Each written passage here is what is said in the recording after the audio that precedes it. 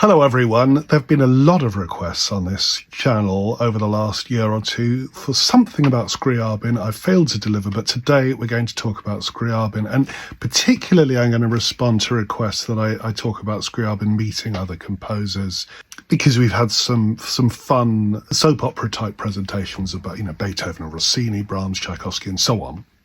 So we're going to talk about Scriabin and Stravinsky, who did meet.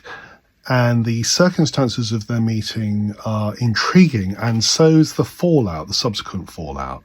And my main reference for this discussion is this huge volume called Stravinsky and the Russian Traditions, Volume 1. There are two of them, and it only takes you up to 1920, by Richard Taruskin. Fascinating book, huge book, and tells you all you could possibly want to know about St. Petersburg and the environment in which Stravinsky was fostered as a young composer.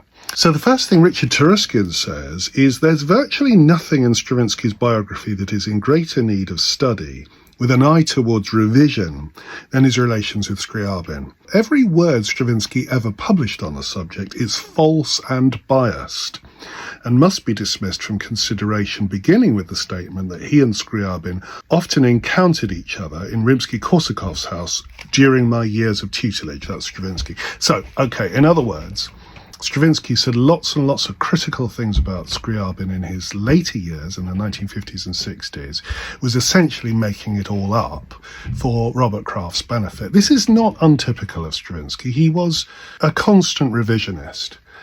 What Joseph Stalin was in terms of Soviet photography, Stravinsky was in terms of his life story. He was constantly revising his own attitudes about other people. And very often, what it turns out, when you look at the documentary evidence, that Stravinsky very often admired people. He admired Richard Strauss. He was a big Wagnerian as a teenager. He loved Scriabin's work when he encountered it in the 1900s. But later on, he denied all these preferences. So that's just to set up the context for this discussion. And as far as I can work out, they only met each other twice, and we'll talk about their meetings in subsequent shorts.